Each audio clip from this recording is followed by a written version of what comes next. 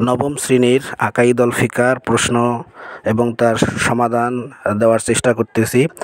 যদিও প্রশ্ন ঝাপসা দেখা যাচ্ছে, বোঝা যাচ্ছে না, কিন্তু আমি প্রত্যেক প্রশ্ন এবং তার উত্তর বলতেছি। আপনারা খাতা কলম নিয়ে বসে আমি যে প্রশ্ন বলবো তার উত্তরটা খাতায় লিখবেন, তাহলে খুব সহজেই প্রশ্নের সমাধান করতে পারবেন। 1 নম্বর প্রশ্নের সঠিক উত্তর হচ্ছে ক নাম্বার। এখানে যদিও বোঝা যাচ্ছে না, আমি যেটা বোঝা যাচ্ছে সেটা পড়ে শোনাবো এবং যেটা বোঝা যাবে না সেটা আমি ক খ গ ঘ এভাবে বলবো। তো 1 নম্বর প্রশ্নের সঠিক উত্তর হচ্ছে ক। এখানে বলা হচ্ছে যে ওসিলা কি? ওসিলা হচ্ছে ক নাম্বার, যার দ্বারা অন্যের নৈকট্য লাভ করা যায়। এটা হচ্ছে ক নাম্বার, এটা সঠিক। 2 নাম্বার বলা হয়েছে কোন পণ্যের কাজ নিজের উপর অপরিহার্য করা যায়? এটার উত্তর হচ্ছে মান্নত। সবাই খাতায় বা কোনো জায়গায় লিখে রাখতে পারেন যে কোনো কাজ নিজের উপর অর্পিত করা হয় মান্নতের মাধ্যমে। এখানে মান্নত শব্দটা আছে গ নাম্বারে। 3 নাম্বার বলা হচ্ছে ঈমান শব্দের অর্থ কি? ঈমান শব্দের অর্থ হচ্ছে বিশ্বাস, ক নাম্বার উত্তর। 4 নাম্বার বলা হয়েছে যে ঈমানের মূল ভিত্তি কয়টি? ঈমানের মূল ভিত্তি হচ্ছে 5টি। এটা হচ্ছে ক নাম্বার প্রশ্নের উত্তর, অর্থাৎ 4-এর সঠিক উত্তর হচ্ছে ক। 5 নাম্বার বলা হয়েছে সকল বস্তুর স্রষ্টা কে? সকল বস্তুর স্রষ্টা হচ্ছে মহান আল্লাহ তাআলা, উত্তর ঘ। 6 নাম্বার প্রশ্ন বলা হয়েছে সৃষ্টি জগতের সার্বভৌম ক্ষমতার মালিক কে? এটারও উত্তর হচ্ছে আল্লাহ, অর্থাৎ ক নাম্বার উত্তর। এপাশে দেখেন উপরের 14 নম্বর নৈর্ব্যক্তিক প্রশ্নে বলা হয়েছে যে বোঝা যাচ্ছে না যদিও 14 নম্বর প্রশ্নে বলা হয়েছে ইমামে আজম আবু হানিফা রহমতুল্লাহি আলাই এর নাম কি? এখানে উত্তর গ নোমান। 15 নম্বর প্রশ্নে বলা হয়েছে দলিল গ্রহণ সাপেক্ষে মাযহাবের অনুসরণ হচ্ছে। এখানে নিচের কোনটি সঠিক? নিচের সঠিক হচ্ছে মুস্তাহাব, অর্থাৎ গ নাম্বার হচ্ছে সঠিক অ্যান্সার। 16 নাম্বার হচ্ছে ইমাম আবু হানিফা রহমতুল্লাহ এর জন্ম কত? এর জন্ম হচ্ছে 80 হিজরিতে, গ নাম্বার উত্তর। তারপরে 17 নাম্বার বলা হয়েছে 17 নাম্বার প্রশ্নে বলা হয়েছে দ্বীনের ভিত্তি কি? দ্বীনের ভিত্তি হচ্ছে উলুমুল কোরআন। 18 নাম্বার প্রশ্নে বলা হয়েছে যে উলুমুল ফিকাহ এর উৎসমূল কয়টি? উলুমুল ফিকাহ এর উৎসমূল হচ্ছে 2টি, ক নাম্বার প্রশ্নের উত্তর। আর 19 নাম্বার প্রশ্নে বলা হয়েছে 5 ওয়াক্ত নামাজের আজান দেওয়ার হুকুম কি?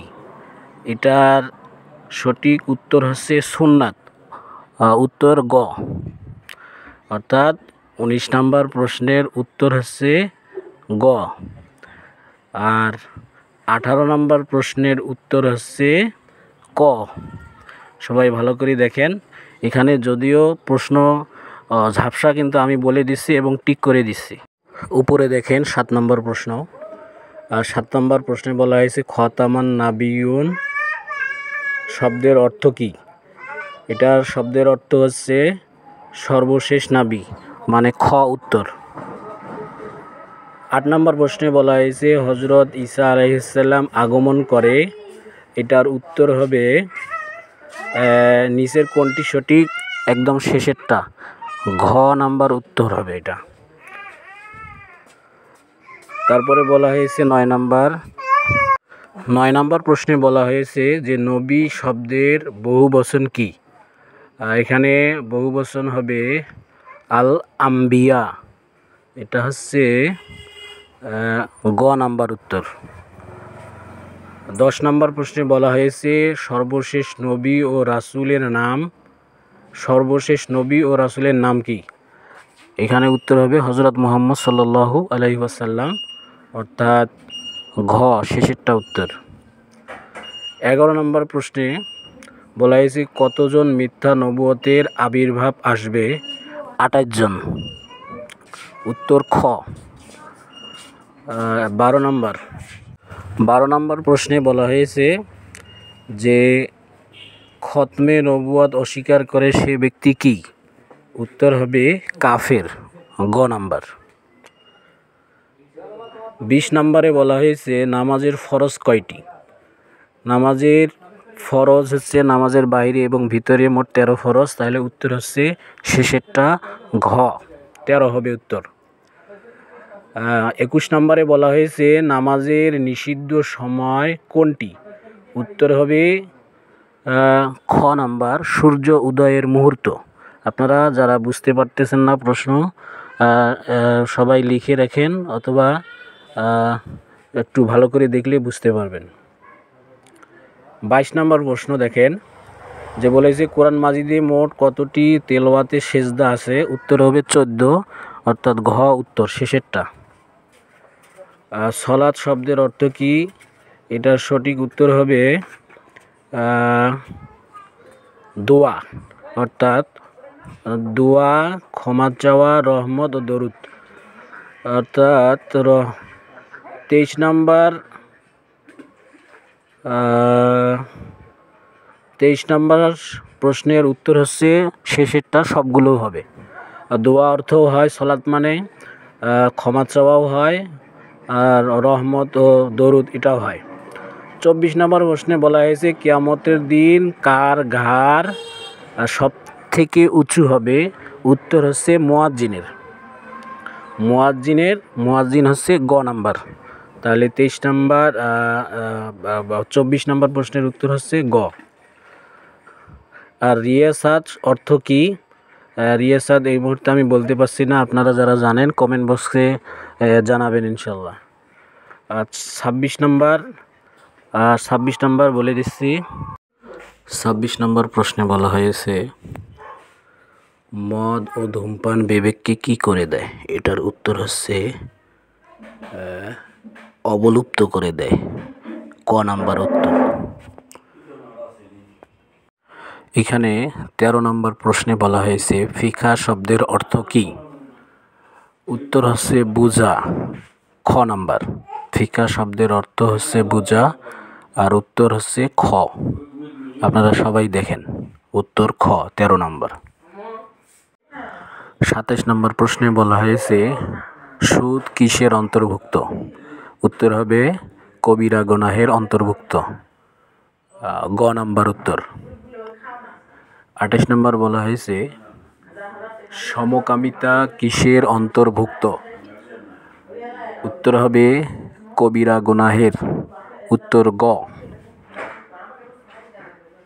29 নম্বরে বলা হয়েছে এইডস কিসের মাধ্যমে ছড়ায়? উত্তর হবে সমজাতীয় মেলামেশার মাধ্যমে, ক।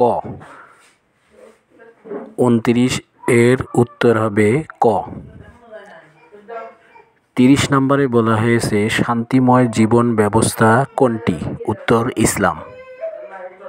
ইসলাম আছে ঘ নাম্বারে শেষেরটা। 31 নম্বরে বলা হয়েছে একবার দরুদ শরীফ পড়লে কয়টি রহমত আসে? উত্তর হবে 10টি, উত্তর খ। 32 নম্বর তওবা কয়টি কাজের উপর নির্ভরশীল করে? তওবা 5টি কাজের উপর নির্ভর করে, উত্তর হবে গ। 33 নম্বরে বলা হয়েছে উসুলে ফিকার উৎস কয়টি? উসুলে ফিকার উৎস 2টি, উত্তর ক।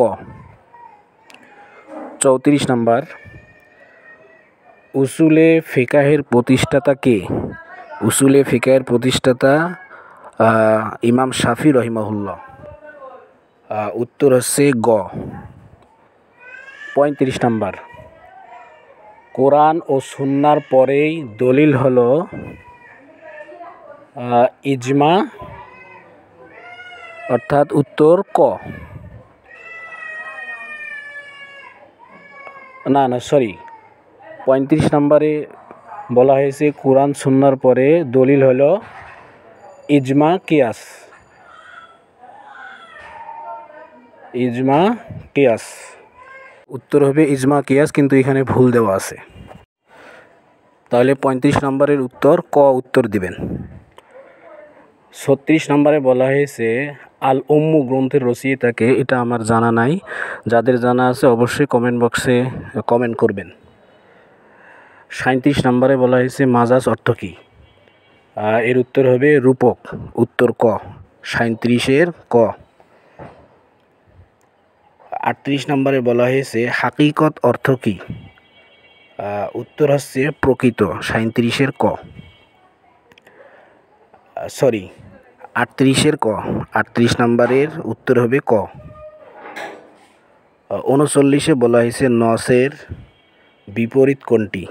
উত্তর হচ্ছে ঘ, মুতাশাবিহা। আর 39 নম্বরে বলা হয়েছে সরি শব্দের অর্থ কী? এটার অর্থ হচ্ছে স্পষ্ট অর্থবোধক, তথা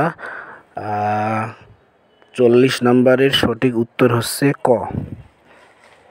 আপনারা যারা এতক্ষণ আমার ভিডিও দেখতেছেন, যদিও প্রশ্ন দেখা যাচ্ছে না, কিন্তু আমি বলার প্রশ্ন এবং উত্তর বলার চেষ্টা করতেছি, আপনারা লিখে রাখতে পারেন। আমি প্রশ্ন বলছি এবং উত্তর কোনটা সেটাও বলছি, এবং উত্তর কি হবে সেটাও বলছি। আপনারা এটা লিখে সঠিক অ্যান্সারটা বের করতে পারবেন ইনশাআল্লাহ। আকাইদের প্রশ্নগুলো এখানে দেওয়া আছে। খ বিভাগ হচ্ছে আকাইদ, দেখেন প্রশ্ন 2 নম্বরে দেওয়া আছে, 3 নম্বর।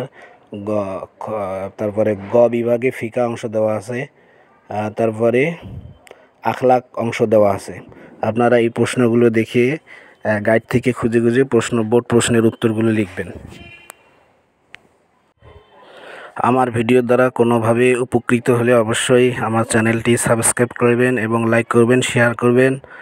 আমার পরবর্তী ভিডিও পাওয়ার জন্য পাশে থাকবেন ইনশাআল্লাহ।